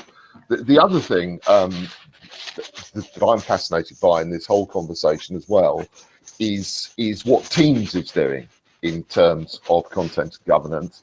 And it's this fear I have that whilst so many organizations now are making such good use of SharePoint for content management, there's a parallel Wild West being created by Teams, because every time a new channel is set up, every time a new Exchange user group is set up, there's a new SharePoint site, and this whole thing between the sort of governed content library area and the sort of much less controlled, and I think Andrew in his recent webinar was talking about the difference between controlled and uncontrolled SharePoint, and it's making sure we really have a governance plan at the outset to make sure that all this Teams content that's being created, so that one, we're not storing records in things that people might view as inherently transient, like a Teams site, that we're using links from more governed spaces, and two, that when we do housekeep these Teams sites, when the dishwater goes, the silver spoons don't get thrown away as well. So those are just some thoughts that are emerging. Thank you, Ren. Espen, would you like to join us on the stage, please, to give us the Norwegian perspective? Espen? Kind of on stage, this solution. Yes. I don't have any concrete, but I find it's very interesting to see that you also have this discussion on what is actually a record, and is it not all content we're discussing, and this is what we're trying to work quite a lot with in Norway. How do we move away from the traditional way of records keeping into having data as evidence for whatever an agency has been doing? Which data can you use to prove what happened? And how do we go forward into having control of this data? As somebody mentioned, that it is a Wild West out there in the technology business. So data and metadata is kind of just sprawling. And how do we keep at least a resemblance of control in managing information when everything just kind of goes in very many directions? And we move away from these unstructured processes into more kind of data-driven processes, and things get even worse. And how can we actually make sense of data in a few years' time when everybody does what they want? So it's kind of the discussion we're having is how much control do we need, and how much freedom should we give our user agencies? Yep, those are very good questions. I'm not really into the Office 365 discussion, but we think we need to find kind of the minimum rule book to how do you set up Office 365 to use kind of as an agency in Norway, to have sort of a minimum compliance set of rules, and not let everybody do what they want, because we think the Wild West is scaring us, at least from a Norwegian perspective. And how do we collect? How do we make this data useful in 10 years' time? Yeah, that's understandable. Thank you so much, Espen. Now, let me share screen again and move into another controversial area. Disposition. We now move. So Andrew, Rob, if you can help back. So we move to our next one, which is disposition, retention policies, the disposition review, the aggregations, decentralized organizations for shared disposition. Yes. I guess, again, this is more adding to the wish list. I'm still thinking about the comments. There's so many good comments going on here. We almost need to record them as a record or something. But in terms of the disposition content, effectively, first wish list item is effectively me saying, with retention labels, we can have a disposition review at the end of that process. I'd really like to do the same with retention policies. I understand that they don't, they don't at the moment, but it'd be really nice to potentially have that as an option.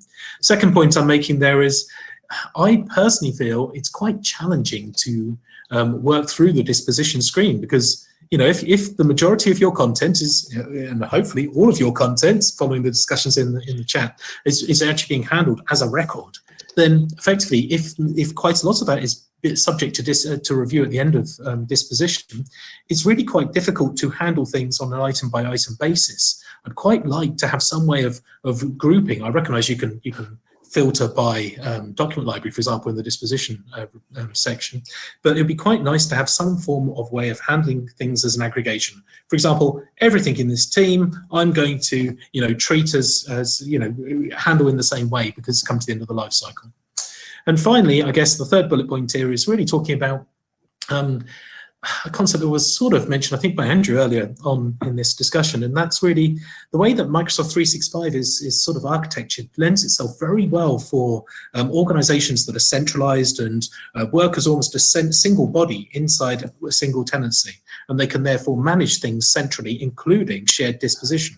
But many of the organizations I work with don't work quite that way. There's almost one tenancy with almost multiple organizations sharing it, whether they're multiple agencies that work for the same government department or multiple companies that work in the same group of companies.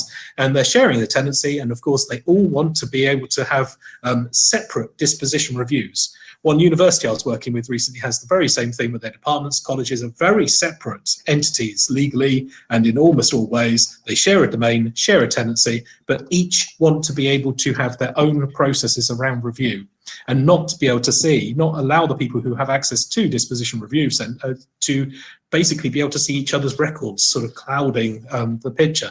So I just wanted to, I guess, throw that out to the other panelists and see what thoughts people had. I do agree with you. It is an issue, and it's something which which needs huge improvement in that whole disposition review user experience. The way I see it, it's very, very basic at the moment, and it will go through its phases of maturity. And I think these discussions will definitely help. Yeah. I saw a question from Mick. Mick, we're not ignoring you, Mick. To the panel, are we moving towards a 365 that can apply retention at a system level by attribute? That is, if it is called a duck, if it has the attributes of a duck, then retain it for the time we retain a duck for. System Smart Search seems to point in this direction, and I believe one of the major bolt-on companies have been looking at this. I think we are. I think it's a way away, but certainly when you look at Cortex, I don't know how many people are familiar with Cortex, but obviously it'll be announced and given a new name over the next couple of weeks. But when Cortex comes out and goes live, you're going to see for the first time sort of AI-driven automatic sort of application of metadata and the ability to classify content through machine learning. You've just got to train it with lots of different examples of the same types of file. Now, that's going to be great. It's going to be the start, I think, of a revolution. But it's going to take a while to actually get Cortex sufficiently ready, I think, for sort of fully automated understanding that that's a duck when it comes in, because you've almost got to train it what a duck looks like before it's going to recognize a duck. So I think it's the first step towards something that in a few years' time I think is going to be incredibly exciting. So, Indeed. Rob, That's where most of the and I can speak more to it a little bit later on, but I just want to give other people the platform to speak as well. Yeah, sorry.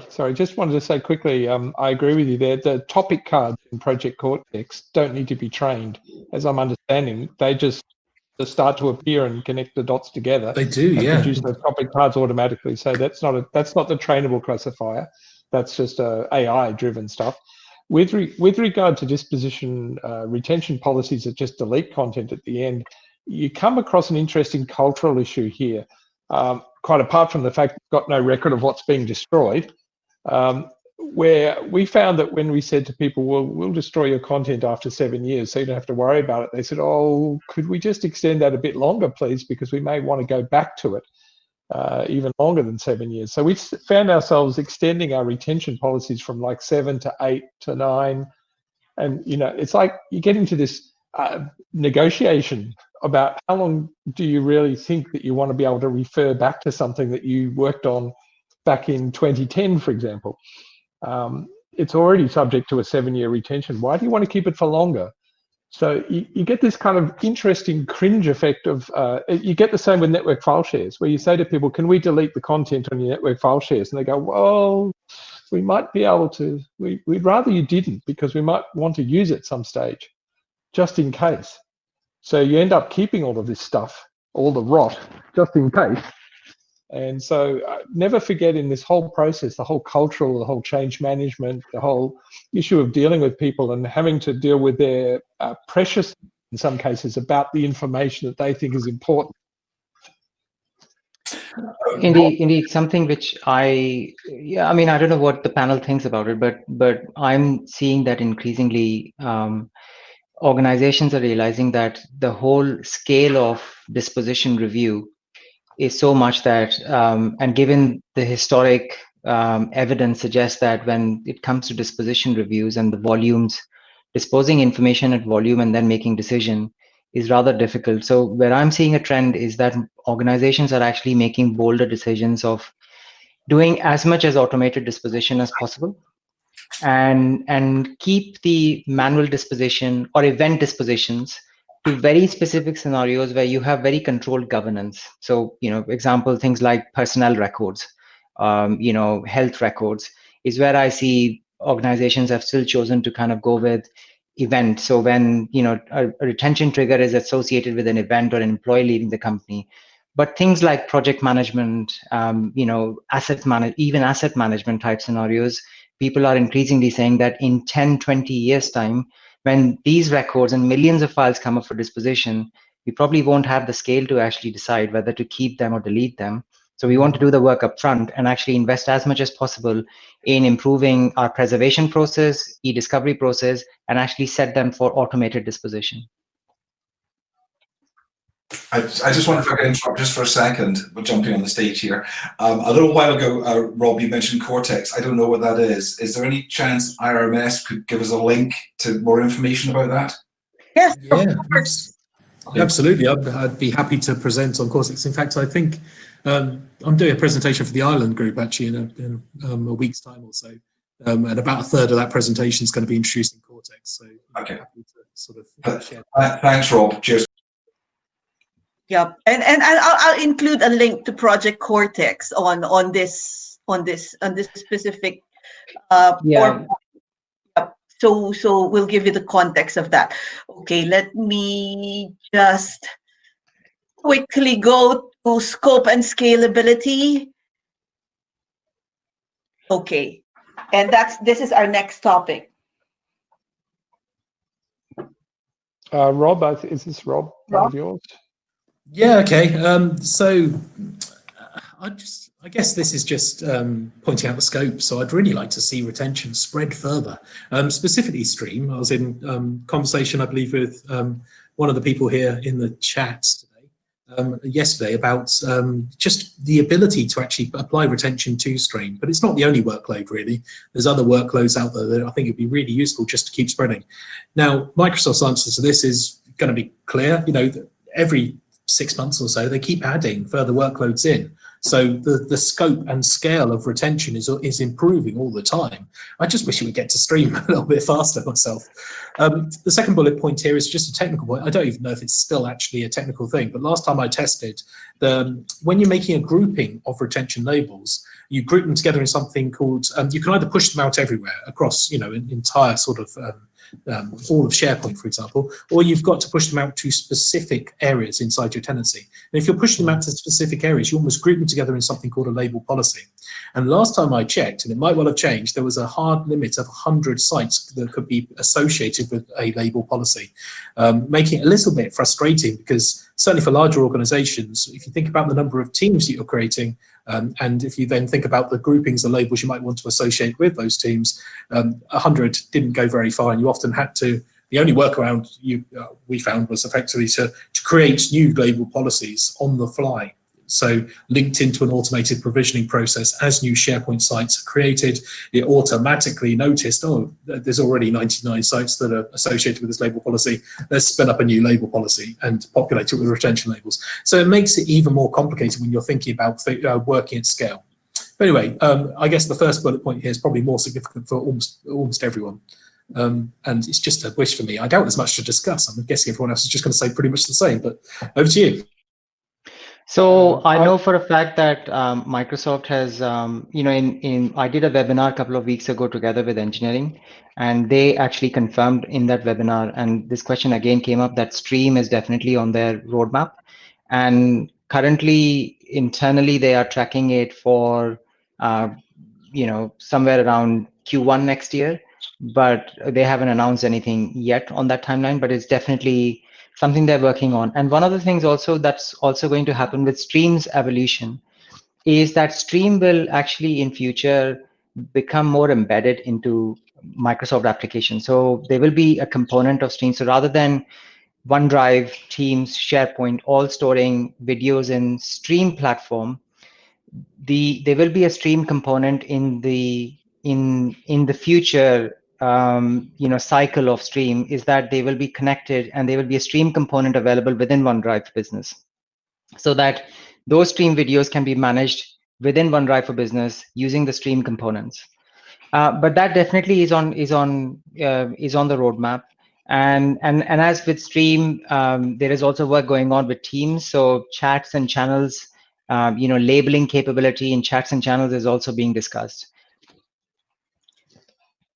Thank you for that. We've got some Graham Snow on our chat line. Yes, he should have joined us, Rob, giving us the limitations on this one. Now, we've got 15 minutes to go, guys, and the others as well to join us.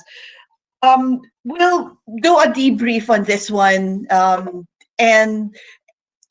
and decide on next actions as a community. It looks like there's a lot of things that still needs to be discussed. There's a lot of viewpoints that needs to be considered. Within the context of the E3 and the E5 licensing, within the E3 licensing framework, do you think that it is fit for purpose for meeting the basic records manager's requirement to manage what they call records, be it however they manage records? Would we say that yes, it has, and that the E5 only gives that extra convenience of managing that entire thing? So yeah, impressions on that one.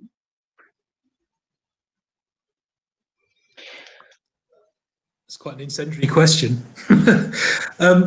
From my point of view, I think you cannot achieve full records management if you want to take it to the highest level of compliance. Having said that, I think if you've got a highly trained team who understand what they're doing and can tag things consistently, and can run just understand the concept of the process. When I'm saying a highly trained team, I'm really talking about people who fully understand the value of the information they're processing. It could well be members of this sort of community. It could well be people who are working in highly regulated industries, people like pharma, people like legal cases, for example, who recognize they've got to get it right and are paying attention to the metadata, to the classification, to the process. In those scenarios, maybe, yeah. But I think when you're sort of sourcing out further, where you're relying on typical people who just want to get on with their day jobs to get it right, I think in those scenarios, it's more likely that you're going to see gaps, and you're probably going to be. I think it's probably worth the archives, the various different archival bodies getting involved here. But yeah, from my point of view, I think some of those gaps will come mostly from the human side of things. Okay, Vivek? I agree with Rob. I don't see E3 licensing giving you that full scale and in the breadth and the depth of what record management functionality that you actually need, and especially if you're looking at immutability that doesn't come with E3. And that's the major change that is in some ways is quite disappointing, that previously E3 you could actually achieve in a more controlled manner with manual activities, achieve that immutability concept. Microsoft has now shifted all of that to E5.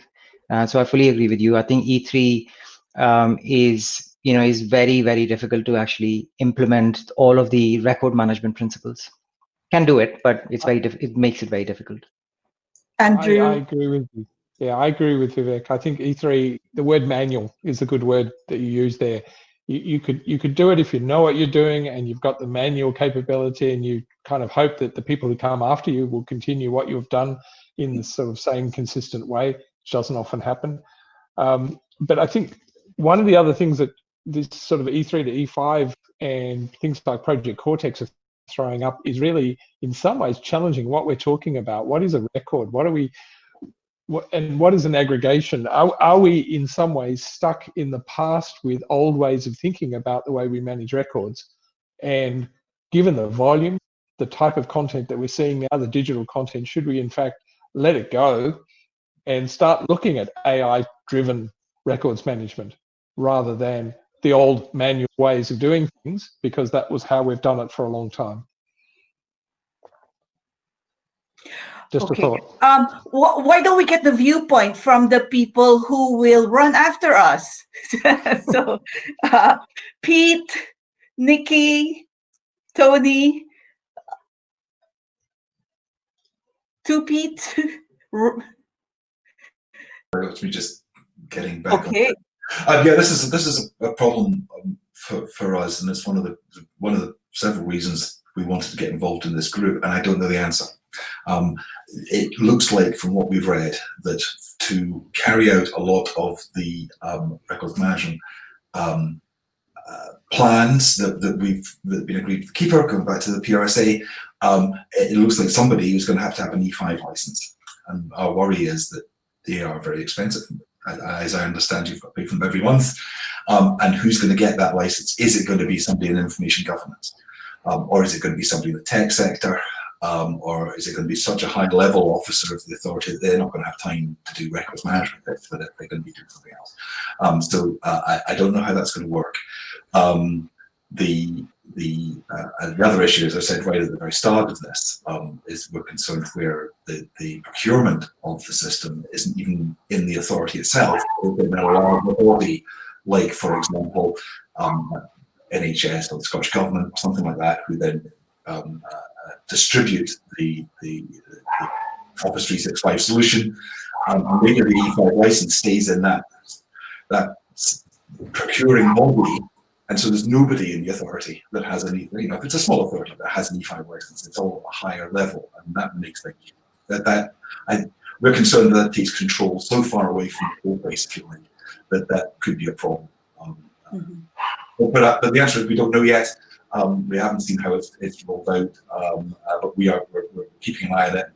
Part of the work we're doing here is in groups like this and hearing what other people are saying, what other people are sharing with us. So I don't have an easy answer for you, but it is a definite concern.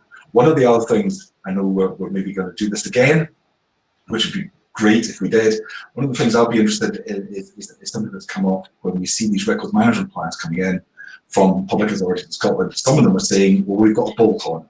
We've bolted on record point, and we've bolted on AI as one that several people use. And we're wondering why some authorities think you need a bolt on and others don't. That's a question for the panel. For the next time, I would think, over 12 o'clock. But yeah, why are some people investing in that extra thing? What good does it do? I agree with all of that. I think the approach we've tried to take is we have a whole body of work around Microsoft 365, but we're trying to set the requirements out so that we actually don't care how you meet the requirements, and there's nothing special about achieving them all within one ecosystem within Microsoft products. This is a moving an emerging area. People may be using systems that they've invested heavily in and they've got a lot of stuff in them, and so it works for them in the next few years to continue to use an EDRMS. EDRMSs might lift their game and come up with more attractive offerings in coming years. And then we have these governance products which manage records in place, record point and that sort of thing. So we don't have a horse in this race. We don't. We're really interested when people come up with new functionality, and so Microsoft is to be applauded to be continuing putting more functionality in. Wherever you go, you're going to pay for what you get, and I think that's the thing where there's clearly people are seeing running a couple of licenses when they could be running one as being a problem. But ultimately, 5 years down the track, I don't know if the total cost of ownership will stack up, because essentially, I think you have to invest. It has to fit your capability as an organisation. Mm-hmm. Espen, please join us on stage as Nicki. Yeah, thank you, Peter. Thank you. Thanks, Nicki. Yeah, so a few different things. I think at the National Archives, we don't mandate any particular use of any type of technology or standard, as long as the information is being managed well and you can get the historic record out of at the end. We are happy. That said, I think standardization for us is the goal, because with standardization you reduce risk, right? And that's what we're in the game of, reducing risk to the public record. I think for me, what I see now when I look at the public records landscape is too much unmanaged content. So I would like to see departments who the majority are on O365 having the confidence to be able to dispose of information, whether that's email, chat, whatever it is, wherever it exists, to kind of clear the kind of deck, so they have just a reduced amount of information that they need to actively manage over the long term. And there were some things in the chat about email and like aggregation of records and packaging records together. At the National Archives, we're very aware that digital is messy. Everything is going to come from different places. We are completely on board with that, and we recognize it as our responsibility to make sense of the historic public record going forward. So that's something that we will take the responsibility for. We will make the connections across the content in our collection. So we don't want that to be something that is unduly burdened on our government departments or agencies. But as I said before, obviously they need to be able to make sense of what they've got and select and transfer things to us as the historic public records. So it's just kind of getting that balance right between them being able to identify what they do want to transfer to us from all these different places, wherever it is, whatever functionality allows them to do that. It is something that we will kind of be encouraging and hopefully talking to you guys about, encouraging Microsoft to implement. Thank you so much, Nicki. Espen? No, I don't know. Just I much agree with what Nicki's saying about the challenges of in digital records keeping or information management in the agencies in Norway, and they're very similar to what I perceive you have in the UK, and I guess in Australia as well. And obviously, as an authority, we also want to make things easier for the agencies of Norway. And I think for this group, I think our ambition is that we need to collaborate more with the international society, because I think if we go several countries together, we have a much stronger voice approaching Microsoft. But this requires that we do agree upon kind of the minimum level of what do we want to approach Microsoft with. Otherwise, we'll just become kind of like a group of people with different voices. So we need to have processes between the agencies, and I'm looking forward to talking more with Nicki and Balint going forward. And what sort of minimum requirements could we put forward towards Microsoft and Google and kind of the other these global software solutions providers who are kind of they are making. We need to run after them rather than trying to make them. Yeah, we need to shift how the game is played in a way. Yeah, it affects all of us, you as regulators and the records and us as record managers. So therefore, we need to have an active part in it, because it does affect basically our profession and the way we do our work on a day-to-day basis. Now, this is what we're trying to achieve.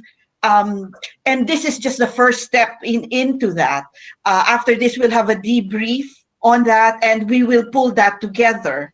But we did agree on our thread that as a community, we need to show Microsoft how strong we are, or how big we are as a community. And when we shared with you guys the PowerPoint that we have, there is a link to a survey where we would request everybody to please put in the licenses that they have. I know you need to put in your name, but actually the survey is anonymous. The only reason why you need to put your name in is because you go through the IRMS system.